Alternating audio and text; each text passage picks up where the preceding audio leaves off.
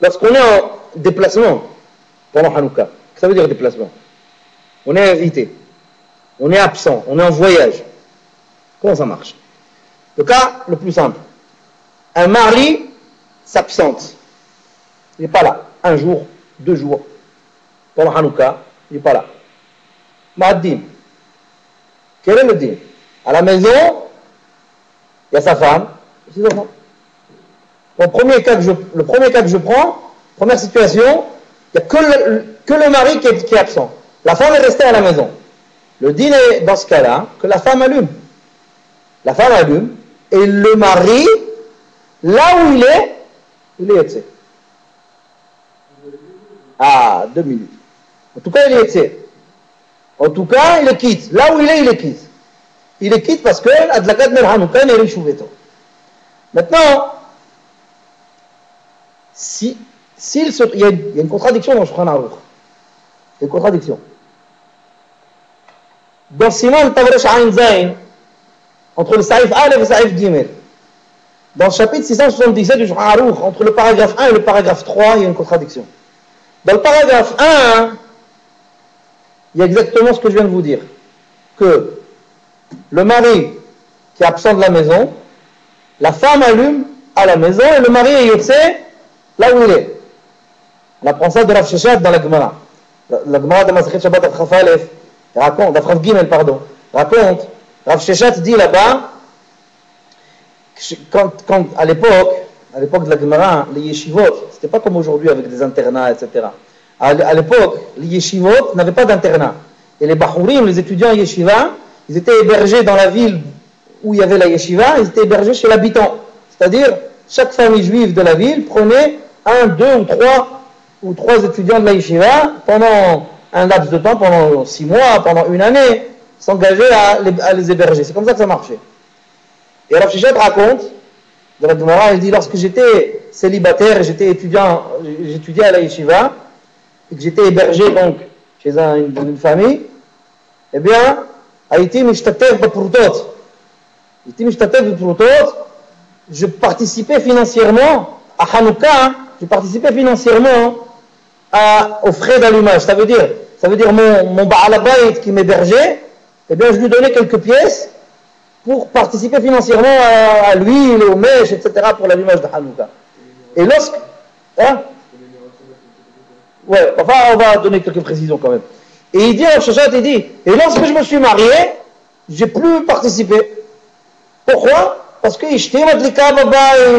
ma femme, parce qu'à l'époque, même quand il se mariait, il continuait à aller étudier 6 mois, 1 an, à droite, à gauche. Il rentrait par exemple, les étudier de Yom Kippour jusqu'à Pesach.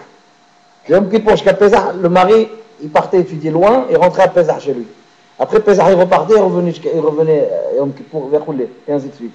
Ça marchait comme ça à l'époque. Et donc, il dit, quand je me suis marié, j'ai arrêté de participer. Pourquoi? Parce que là où je suis, ma femme, elle allume là-bas chez moi à la maison, même si c'est à des centaines de kilomètres, je suis quitte.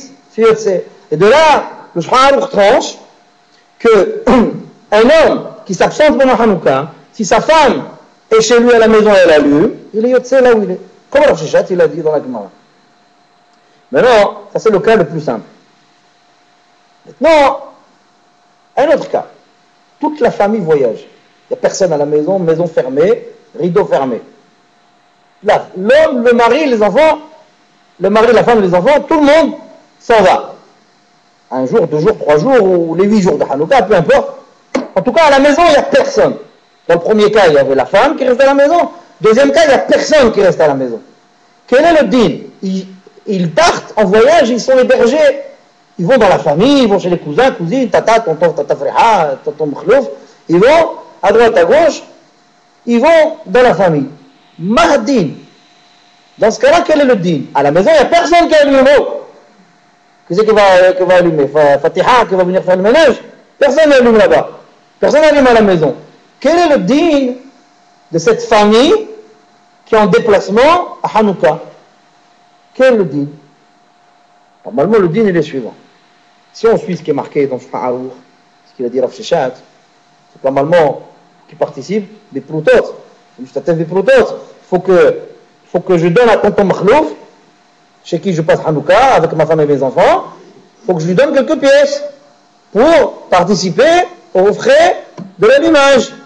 D'accord? Normalement, si je suis ce qu'on a dit, c'est ce qu'il faudrait faire, oui, vous êtes d'accord avec moi?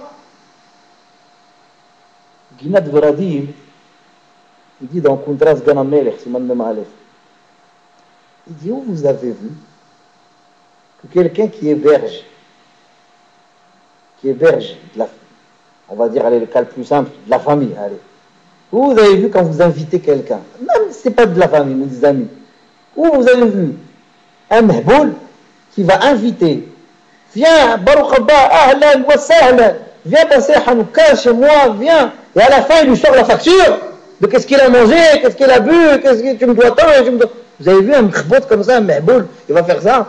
Mishtatef de Proutot, en fait, c'est au même titre que les frais d'hébergement. Si tu payes des frais d'hébergement, il n'a rien à mettre, tu payes des frais d'allumage. Mais si tu ne payes pas des frais d'hébergement, il est complètement grotesque et déplacé d'avoir à payer des frais d'allumage. Comme ça dit le Ginat Veradim. Il dit que cette notion de Mishtatef de Proutot, elle n'existe plus aujourd'hui. Elle n'existe plus la notion de Mishtatef de Proutot, ni dans Hanouka, ni dans Nerot Shabbat. Elle n'existe plus. Pourquoi? Parce que quelqu'un qui invite, avant, les temps étaient très difficiles.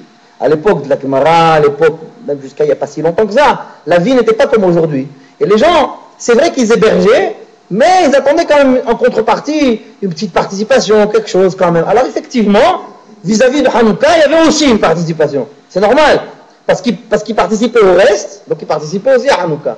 Mais aujourd'hui, Baruch Hashem, on ne vit plus dans les mêmes conditions. Aujourd'hui, lorsqu'on héberge, on héberge. On n'attend pas quelque chose en contrepartie. Alors il n'y a pas non plus à payer en contrepartie une participation financière au Nerot Hanouka. Ni au Nerot Shabbat, c'est pareil, c'est les mêmes à la fois. D'accord? Donc cette notion, aujourd'hui, cette notion de Mishtatef de Proutot, cette notion de participer financièrement lorsqu'on est hébergé à Hanouka, de participer financièrement, cette notion n'existe plus aujourd'hui. Parce que, vous êtes d'accord avec moi, vous n'avez quand même pas dans vos relations des gens qui vous invitent, qui vous hébergent et qui vous demandent de payer votre hébergement. Si vous en avez, vous dites tout de suite ce soir, vous arrivez, prenez votre téléphone, vous enlevez le numéro, hein, c'est bon. Ça veut dire virer, c'est pas la peine. Des amis comme ça, on n'a plus besoin d'ennemis. Hein. Vous dites tout de suite. Mais ça n'existe plus, ça. Ça n'existe pas. Donc ça veut dire que la notion de Mishtatef de Proutot dans Hanouka ou dans même les Nerot Shabbat, elle n'existe que si effectivement je paye des frais d'hébergement. Mais si je ne paye pas des frais d'hébergement, alors il n'y a pas de raison valable de payer des frais d'allumage. Vous avez compris? C'est la remarque qui fait le Ginat Veradim. Donc c'est la raison pour laquelle, même si toute la famille est absente, il n'y a personne qui allume à la maison. Toute la famille est en déplacement. Toute la famille est invitée à Hanouka à passer la fête, à passer une partie de la fête ou la totalité de la fête chez des gens, des amis, de famille, peu importe. Ils sont chez des particuliers, ils n'ont rien à payer. Ils n'ont pas à payer de frais d'allumage. Pourquoi? Parce que, bien évidemment, en tout cas c'est à espérer, ils ne vont pas payer de facture à la fin de leur hébergement. D'accord? Bon, il peut y avoir des cas exceptionnels. Enfin, effectivement, si vous savez que vous allez payer quelque chose à la fin, alors effectivement, vous payez aussi pour l'allumage. Mais j'espère que ça n'existe plus. En tout cas, si ça n'existe plus, il n'y a pas de raison. Il n'y a pas de raison de le faire. D'accord?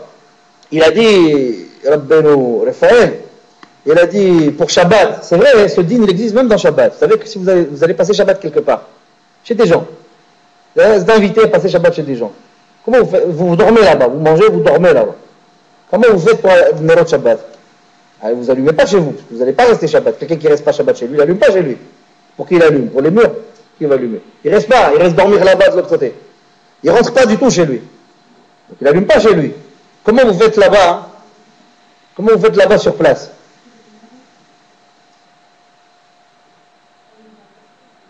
Si il allume dans sa chambre, il a le droit d'allumer avec bracha. Maintenant, il n'a pas envie d'allumer dans la chambre parce qu'il ne veut pas dormir avec les nérotes. Il est comme moi. Ouais?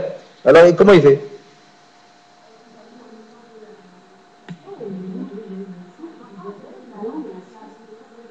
Ah, vous parlez pour... Moi, j'ai pas dit le cas d'une femme mariée qui est invitée. Je parle d'un célibataire. Un célibataire, voilà. Un célibataire, il va passer Shabbat, quand il est chez ses parents, il est quitte avec l'allumage de sa maman, il n'y a pas de problème. Mais maintenant, il est célibataire, il va passer Shabbat chez des copains. Comment il fait Nérot Shabbat? Nérot Shabbat, c'est pas un choubéto, c'est pas l'allumage parfois, il faut profiter de la lumière de Nérot Shabbat. Comment il fait pour Nérot Shabbat? Normalement, il y a Mishtatev et Proutot aussi. Normalement, là-bas aussi, il faut qu'il glisse la pièce aussi, au Baal Habayit. Seulement, ça marche comme je vous ai dit.